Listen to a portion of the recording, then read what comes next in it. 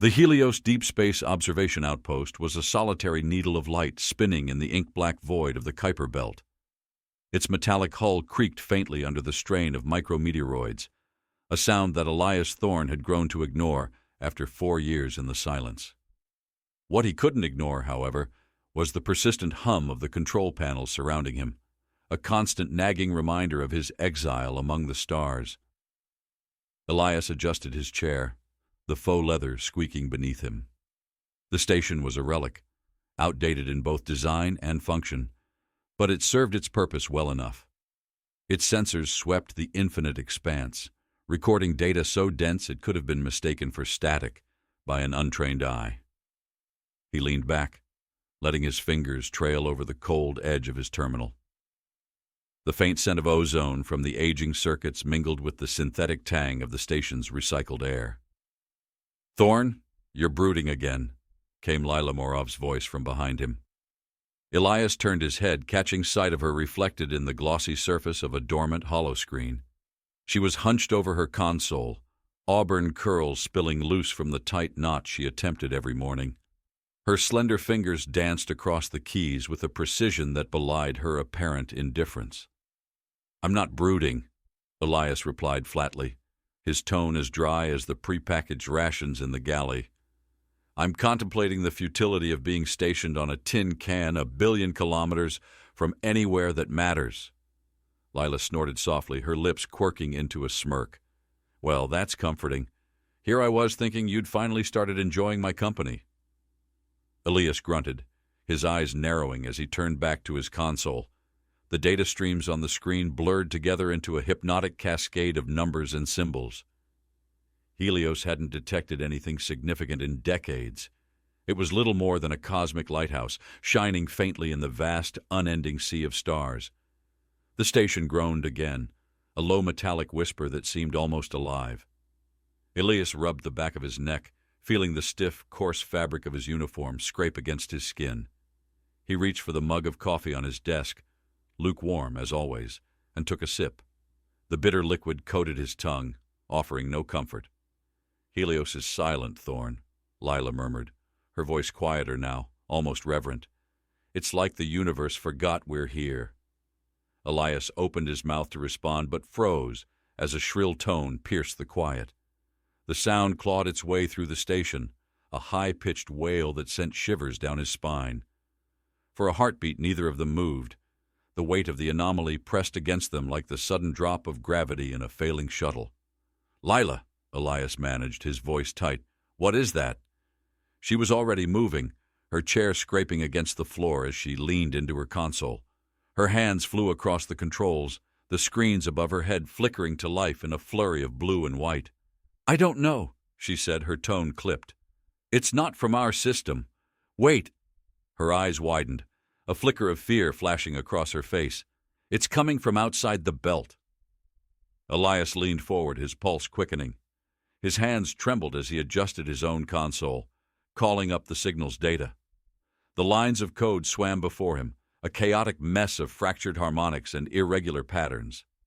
"It's too structured to be a natural anomaly," Lila muttered, her breath fogging the cold surface of her screen.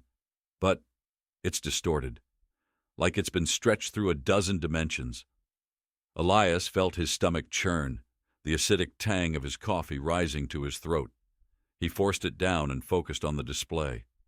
The signal wasn't just alien, it was deliberate.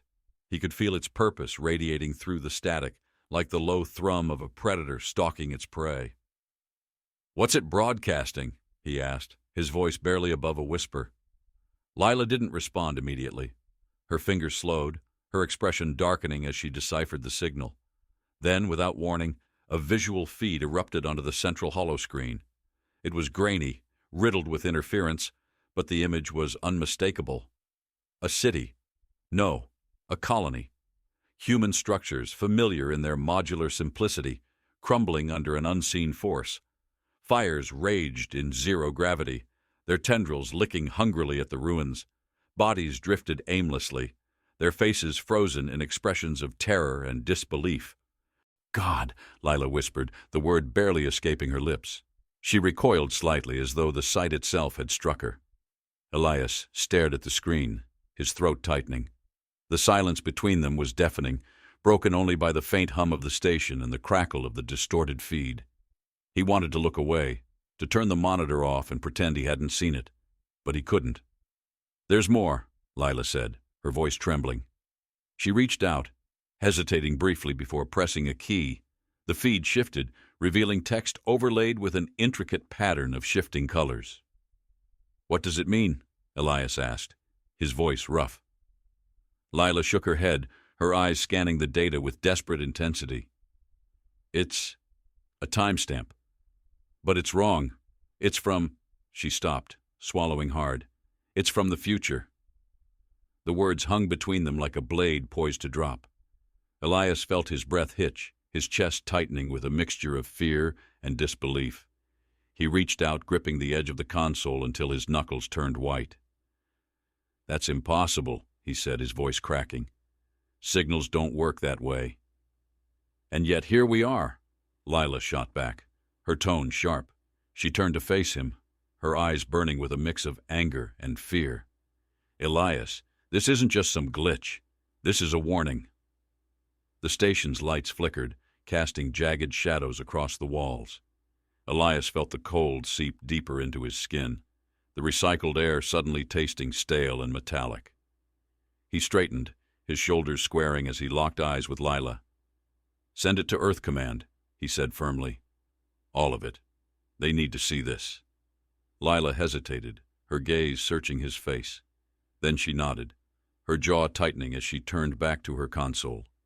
The keystrokes echoed in the small space, sharp and deliberate.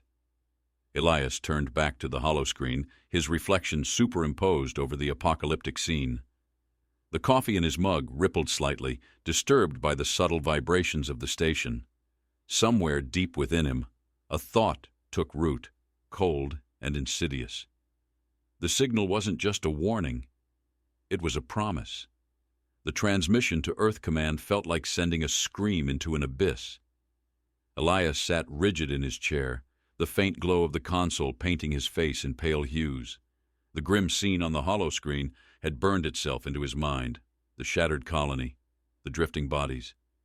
He could still see their faces, their expressions of terror frozen like cruel sculptures in the vacuum of space.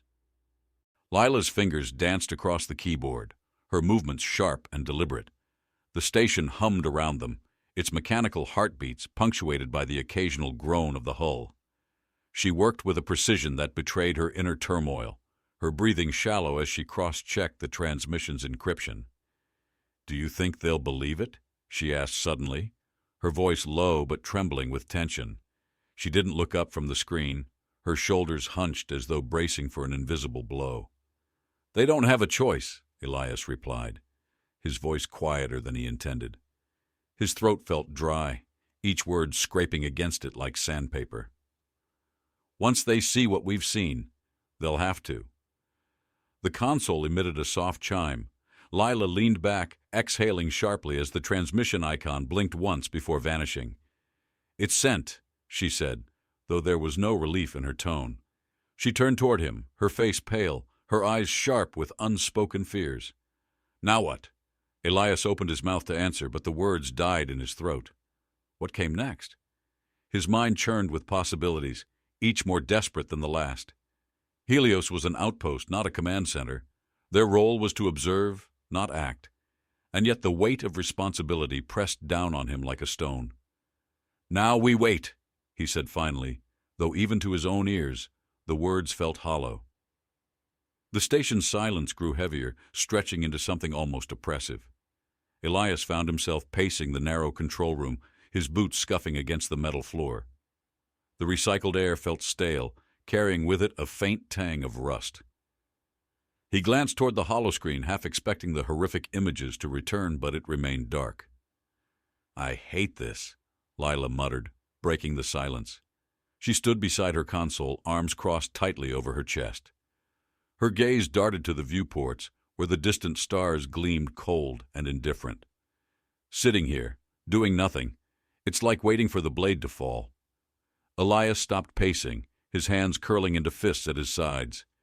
"What would you have us do? We're one station, Lila. 2 people. We don't have the firepower to take on whatever this is." Her jaw tightened, her lips pressing into a thin line. "I know that, but it doesn't make this any easier." He wanted to argue, to push back against her frustration, but he couldn't. She was right. This wasn't easy. It wasn't supposed to be. The images they had seen, the message they had sent, were only the beginning. A sudden beep shattered the tension, sharp and jarring. Lila spun toward her console, her fingers flying to the controls. Elias stepped closer, his pulse quickening as he saw the new alert flashing on her screen. "Is that command?" he asked. Lila shook her head, her brows knitting together. It's another signal." Elias felt his stomach drop. The words hung heavy in the air, pulling the room into an eerie stillness. He watched as Lila brought the signal onto the holoscreen. It flickered to life, the fractured image stuttering before resolving into clarity. The colony appeared again, but this time the scene had changed. The fires were gone, replaced by a cold, suffocating stillness. The ruins looked more skeletal now, stripped of their flesh. Shadows moved in the periphery, fleeting and formless. The sound accompanied it, a low, resonant hum that seemed to vibrate in Elias's chest. And then came the voice. It wasn't human. It was layered and distorted, like the echo of a scream reverberating through metal. The language was alien, incomprehensible, yet it carried an undeniable weight, each syllable slicing through the air like a razor. Lila scrambled to activate the station's translator. The voice shifted, its cadence flattening into something almost recognizable. "Observed, judged, unworthy." The words sent a chill racing down Elias's spine. He stared at the screen, his breathing shallow. The translator struggled to keep pace, fragments of meaning emerging like broken shards. Mercy. Irrelevant. Extinction. Lila cursed under her breath, her hands trembling as she tried to stabilize the feed. "It's them," she said, her voice taut with fear. "They're watching us." Elias didn't respond. His eyes were fixed on the screen, where the shadows had stopped moving. Something emerged from the darkness, its silhouette angular and alien. The figure was cloaked in jagged armor, its surface shimmering like fractured glass. Its head tilted toward the camera, compound eyes glinting with a malevolent intelligence. "Enough!" Elias snapped, his voice sharp. "Shut it down!" Lila hesitated for a moment, her hands hovering over the controls. Then, with a single keystroke, the feed vanished. The room plunged into silence, broken only by the sound of their breathing. Elias turned to her, his jaw clenched. "We need to warn them." "I know," she said, her voice barely audible. She looked up at him, her expression raw. "But what if it's already too late?" The question hung in the air, heavy and suffocating. Elias didn't have an answer. He glanced toward the viewport, his eyes tracing the faint outlines of distant stars. For the first time in his life, they felt impossibly far away. The console beeped again, but this time it was a different tone, shorter, sharper. Leila's head snapped toward the screen, her expression shifting from fear to confusion. "It's command," she said. "They're responding." Elias moved to her side, his heart pounding. The transmission icon blinked once before a new image filled the holoscreen. It was the face of a man, stern and weathered, his eyes shadowed with exhaustion. "This is Admiral Kyle Novik," the man said, his voice steady but cold. "Helios Outpost, your report has been received. The situation is under review. Stand by for further instructions." Elias bristled at the dismissive tone. "Admiral, with all due respect, we don't have time to stand by. That signal, it's not just a warning. They're here." Novik's gaze hardened, his jaw tightening. "We are aware of the situation, Mr. Thorne. Steps are being taken." "Steps?" Lila interjected, her frustration boiling over. "What steps? Do you even understand what's coming?" The Admiral's expression didn't falter. "Your role is to observe and report. Leave the rest to us." The transmission ended abruptly, the screen fading to black. Elias exhaled sharply, running a hand through his hair. The conversation had left a bitter taste in his mouth. one that lingered like ash. "They're not ready," Lila muttered, her voice barely audible. "None of us are." Elias didn't respond. He stared at the blank screen, his thoughts churning. Deep down, he knew she was right. Whatever was coming, humanity wasn't prepared, and as he stood there, the shadows beyond the stars seemed to press closer, their presence an unspoken promise of what was yet to come. The stillness on Helios Outpost had grown claustrophobic. Elias Thorne sat motionless at his station, staring at the dark hollow screen as if sheer willpower could force it to yield an answer. The faint hum of the station's systems had become an oppressive drone, a reminder that they were suspended in a sea of infinite silence, while chaos brewed elsewhere. "They didn't listen," Lila said softly, breaking the quiet. She sat cross-legged on the floor, her back against the cold metal wall, fingers absently tracing the edge of a datapad. Her voice carried a resigned edge, as though the air itself had worn her down. Novik's message was as hollow as this station. Elias didn't respond immediately. His gaze flickered toward her, taking in the way the dim light caught the edge of her jaw, the shadows deepening her weariness. "Novik's not a fool," he said finally, his tone measured. "He's planning something. He has to be." "Planning isn't action." Lila's words cut through the air like a scalpel. She turned her head, her auburn curls framing her face in sharp relief. "Whatever's coming, Elias, it won't wait for bureaucracy to catch up." Before he could respond, the station's emergency comms panel blinked to life, casting pulsing crimson light across the room. The sound was sharper than usual, as if it carried a warning embedded in the signal itself. Elias shot to his feet, crossing the room in 3 long strides to slap the console's activation key. The hologram that appeared wasn't Novik, but a younger officer, Commander Saren Haynes, with a face so taut it looked carved from stone. The glow of her image cast jagged shadows across the walls, her piercing eyes fixed on Elias. "Thorne, Moroff." Haynes's voice was clipped, each syllable an order unto itself. "Your outpost is being placed under immediate directive secrecy. No further transmissions will be permitted. You will receive a data packet shortly with operational instructions. Stand by." Elias's jaw tightened. "Directive secrecy? Commander, we're the ones who discovered—" "You're the ones who've already drawn too much attention," she snapped, cutting him off. Her gaze flicked toward something off-screen, then back, her expression darkening. "You've done your part. Now follow orders." The transmission ended abruptly, leaving the room eerily silent. Lila exhaled sharply, the sound more like a hiss. "Well, that's comforting," she muttered. "They want to shut us up." "Not just us," Elias said quietly, his mind racing. He turned toward the console, his fingers moving with a precision born of urgency. The data packet arrived moments later, encrypted beyond their station's standard capabilities. "They're locking down every outpost in this sector." Lila rose to her feet, her eyes narrowing. "Why would they need that level of secrecy? What aren't they telling us?" Elias didn't answer immediately, his focus on decrypting the packet. As the first layers unraveled, lines of strategic data scrolled across the screen. Fleet movements, colony evacuations, and diagrams of orbital defense platforms. His heart sank further with each piece of information. "They're moving to reinforce Mars and the inner colonies," he said, his voice heavy. "Outer sectors are being abandoned. They're leaving those people to fend for themselves." Lila stepped closer, her breath warm against his shoulder as she peered at the screen. "No," she said, her tone laced with disbelief. "That's not strategy. That's retreat." Elias clenched his fists, the edges of his nails biting into his palms. "Novik's not retreating. He's stalling.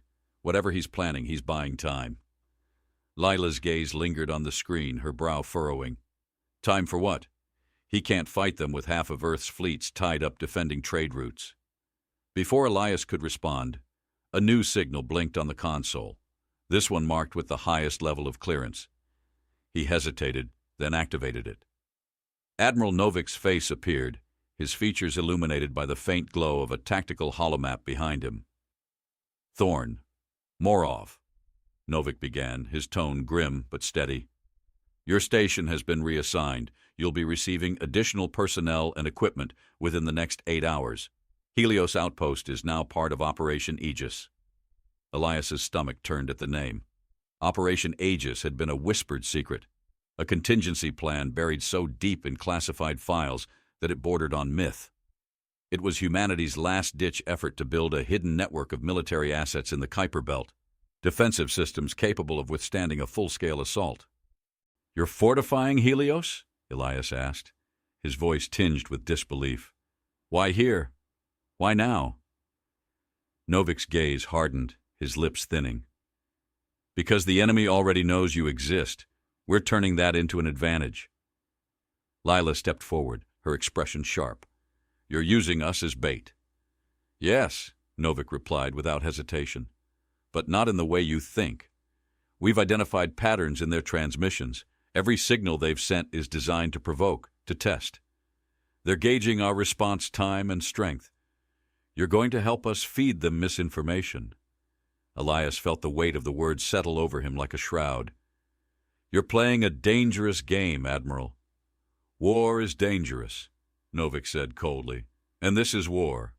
Your full briefing will arrive with the reinforcements. Until then, follow protocol. Novik out." The hologram disappeared, leaving Elias and Lila standing in a silence that felt heavier than the station's steel walls. Lila exhaled shakily, her hands clenched at her sides. "This is insane," she muttered. "We're not soldiers, Elias. We're not prepared for this." He didn't respond immediately. His gaze drifted to the viewport, where the stars seemed to watch them with quiet indifference. He thought of the colony they had seen, the shattered remains of a place that once held life and hope. The image burned behind his eyes like a brand. "We don't have a choice," he said finally, his voice low but resolute. "If they want to turn Helios into a weapon, then we make sure it fires true." The hours passed in tense preparation.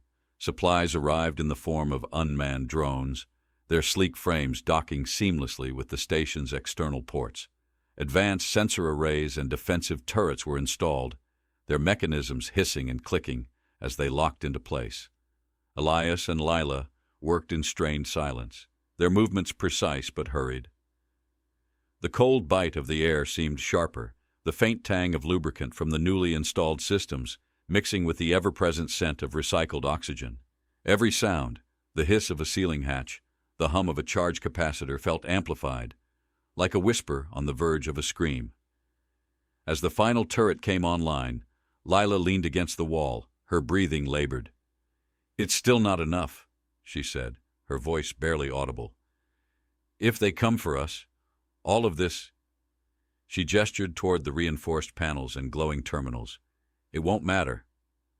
Elias wiped the sweat from his brow, the action smearing a streak of grease across his skin. He turned to her, his expression unreadable. "It doesn't have to be enough. It just has to hold." "Hold for what?" she asked, her voice cracking. "For them to come? For us to die?" "No," he said quietly. "For us to fight back." Lila stared at him for a long moment, her lips pressed into a thin line. Then she nodded, a faint spark of determination flickering in her eyes. It wasn't hope, not yet, but it was something. As the station settled into its new purpose, a faint vibration thrummed through the walls, something almost imperceptible but undeniably present. Elias felt it in his bones, a tremor that carried the weight of distant engines and unseen movements. Far beyond the edges of the Kuiper Belt, the enemy stirred. The tremor in the walls of Helios Outpost grew stronger as the hours passed. It wasn't mechanical. It wasn't even audible. It was the kind of vibration Elias Thorne felt deep in his chest, like the faint growl of a storm building on the horizon. He stood at the observation deck, staring into the velvet blackness beyond the station. There was nothing to see, no ships, no enemies, only the cold, infinite void. "They're here," Lila said, breaking the silence. Her voice carried a clipped edge, brimming with an unease she didn't bother to mask. She sat at her console, her fingers working feverishly over the controls. Her auburn hair glinted under the dim glow of the monitor, damp with sweat from hours of preparation. Elias tore his gaze from the stars and strode to her side. "How close?" "Far enough to give us time to respond," she replied, her tone brittle, "but not far enough to screw this up." She brought the display to life, showing an array of blips inching across the holomap. Each one represented a ship, their signatures faint but unmistakably alien. They were cautious, moving in a staggered formation designed to outflank unseen enemies. Elias frowned, his brow furrowing. "They're probing us." "More like toying with us," Lila muttered, her hands curling into fists. "They think this station is bait, and they're right." He didn't respond immediately, his mind turning over Novik's plan. The reinforcements had arrived in stealth, slipping into the shadows of the Kuiper Belt under cover of its swirling debris. The ships, sleek, angular predators bristling with concealed weaponry, remained cloaked, their presence a silent counterpoint to the enemy's arrogance. "Status on Operation Aegis?" Elias asked, his voice calm despite the tension thrumming in his veins. "Phase 1 is in motion," Lila replied. "The Ghost Fleet is in position near the outer edges, drawing them closer. The closer they get, the tighter the net will pull." Elias nodded, his jaw tightening. He could picture the battlefield in his mind, a vast expanse of dark, punctuated by drifting rocks and the faint glimmer of distant stars. The Ghost Fleet, Earth's hidden armada of unmanned warships, lay dormant, their weapon systems primed, but silent.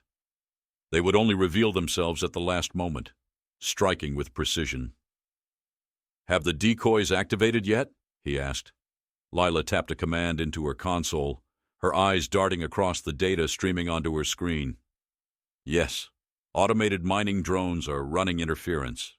They're projecting energy signatures identical to a defensive fleet." Elias allowed himself a grim smile. The drones were primitive by modern standards, their real purpose to break apart asteroids for mineral extraction. But they had been retrofitted for this moment, equipped with low-yield energy projectors and thermal decoys to confuse enemy scanners. "Let them think we're scrambling," Elias said, his voice low. "The more overconfident they get, the harder we'll hit them." A warning klaxon blared suddenly, cutting through the quiet. Lila straightened, her expression sharpening as new data flooded her console. "They've started firing," she said. Her voice was steady, but Elias caught the tension in her shoulders. "Low-intensity bursts, testing our defenses." "Let them," Elias replied, stepping to his own console. He keyed in a command, bringing up the station's external sensors. The display flickered, showing faint streaks of energy lancing through the void, their paths erratic. The decoy drones reacted as programmed, scattering in chaotic patterns. Some were hit, their metallic husks flaring briefly before fading into nothingness. Others darted into the asteroid field, drawing the enemy's attention deeper into the trap. "They're adjusting," Lila said, her eyes narrowing. "Their formations tightening. They've figured out the drones aren't a real threat." Elias leaned closer to the screen, studying the enemy's movements. "Good. That's exactly what we want." He activated his comms, his voice echoing through the station's network. "Ghost Fleet, prepare to engage on my signal. Target their command ships first. Cripple their coordination." The response was silent, as expected. The Ghost Fleet operated without human crews, its commands executed with cold, mechanical precision. Elias could feel the weight of the moment pressing down on him, a tidal force that threatened to drown him if he let it. "Here they come," Lila murmured. The enemy ships surged forward, their movements calculated and deliberate. They fired again, this time aiming for the station itself. The outpost shuddered under the impact, the vibrations rattling through its structure. Elias gripped the edge of his console, his knuckles white. "Shields holding," Lila reported, though her voice was taut. Elias keyed another command, activating the station's secondary systems.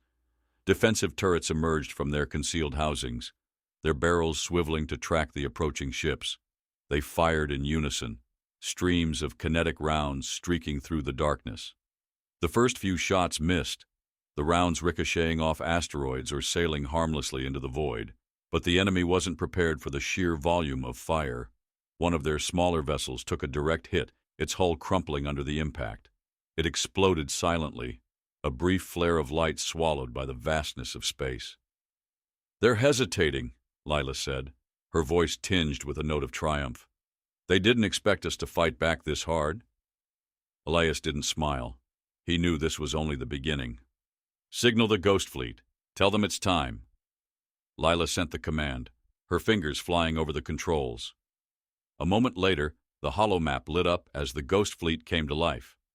The unmanned ships moved with eerie precision, their engines flaring as they broke from their hiding places.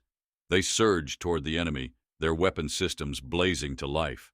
The first wave of missiles streaked through the void, their paths weaving through the asteroid field with deadly accuracy. The enemy ships scrambled to respond, their formation breaking apart as they tried to avoid the incoming fire. Some managed to evade, their engines burning bright as they darted away. Others weren't so lucky. Explosions erupted across the battlefield, brief, brilliant flashes that illuminated the chaos. The Ghost Fleet pressed its advantage, its weapons cutting through the enemy ranks with surgical efficiency. Elias watched, his breath caught in his throat as one of the enemy command ships took a direct hit. It shuddered, its lights flickering before going dark. "They're falling back," Lila said, her tone disbelieving. "We're pushing them back." Elias didn't share her relief. His gaze remained fixed on the holomap, watching as the enemy ships began to regroup. Their movements were slower now, more deliberate. They were learning, adapting. "Don't get comfortable," he said. "They're not retreating. They're recalibrating." The station shuddered again as another volley struck its shields. Lila cursed under her breath, her hands flying over the controls. "They're targeting the outpost," she said. "They want to cut us off." Elias's mind raced, his thoughts a blur of strategy and instinct. He keyed into the comms, his voice sharp. "Ghost Fleet, shift focus to their support vessels. Cut off their supply lines." The unmanned ships obeyed, their weapons turning to the smaller, more vulnerable enemy craft. The battlefield shifted again, the balance of power teetering on the edge. Elias gripped the console, his heart pounding. The battle was far from over, but for the first time, he felt the faintest glimmer of hope. The enemy was strong, but they weren't invincible. And as long as they had the element of surprise, humanity still had a chance. The battlefield was a storm of light and chaos. The Ghost Fleet carved through the enemy ranks with ruthless precision, each strike calculated, each explosion a testament to humanity's unrelenting resolve. But the enemy was learning. Their ships, angular and alien, began moving with purpose, weaving through the debris like predators circling their prey. The faint hum of the station's shields reverberated through Helios Outpost, a steady pulse that matched the pounding in Elias Thorne's chest. "They're adapting," Lila said, her voice edged with urgency. Her hands danced over the controls, pulling up fresh data streams that flooded her console. "They're shifting their command protocols, fragmenting their coordination." "They think that'll protect them," Elias replied, his tone sharp. He leaned forward, his gaze fixed on the holomap. "But it's a weakness. Fragmentation slows decision-making. We exploit that." Lila hesitated, her fingers hovering over the keys. "You're talking about dividing our forces. If we guess wrong—" "They won't have anything left to shoot at us with," Elias replied, his gaze fixed on the holomap, watching as the enemy ships closed in. He waited, his breath shallow, the seconds stretching into eternity. "Wait for it," he muttered, his voice barely audible. "Wait!" The enemy ships entered the optimal range, their weapon systems glowing with lethal intent. Elias's hand shot forward, slamming down on the activation key. The station's core erupted in a blinding flash of energy, a pulse that rippled outward in an invisible wave. The lights flickered and died, plunging the control room into darkness. Elias felt the floor tremble beneath him, the air around him growing heavy with the metallic tang of discharged energy. When the emergency lights flickered to life, the holomap showed the battlefield in stark contrast. The enemy ships drifted aimlessly, their systems offline, their formation shattered. The Ghost Fleet emerged from the asteroid field, its weapons cutting through the defenseless vessels with merciless efficiency. "It worked," Lila said, her voice trembling with a mix of relief and disbelief. "We stopped them." Elias sank into his chair, the weight of the moment crashing over him. His body felt heavy, his mind numb. He stared at the screen, watching as the last remnants of the enemy fleet were obliterated. But his relief was short-lived. A faint tremor ran through the station, different from the earlier impacts. Lila's hands flew to her console, her expression darkening. "Elias," she said, her voice tight, "there's something else. A signal, stronger than before." He frowned, leaning toward the screen. The data streams were erratic, their patterns shifting with an almost organic complexity. And then the voice returned, layered and distorted, its cadence filled with chilling certainty. "Observe, adapt, overcome." Elias felt his chest tighten, his breath catching in his throat. The words weren't a threat, they were a promise. He turned to Lila, his expression grim. "This isn't over." She met his gaze, her eyes burning with a fire that matched his own. "Then we'll be ready." As the station settled into silence, the distant stars seemed to gleam brighter, their cold light a reminder of the vast, unyielding cosmos. Helios had survived, but the war had only just begun. And for the first time in millennia, humanity stood united, not in fear, but in defiance. The broadcast that had awoken their darkest wrath would become their rallying cry. Humanity had chosen peace for centuries, but now, when faced with extinction, it had rediscovered its ferocity. The universe would soon learn that their compassion wasn't weakness, it was a choice. And when that choice was stripped away, what remained was a species unmatched in its capacity for war.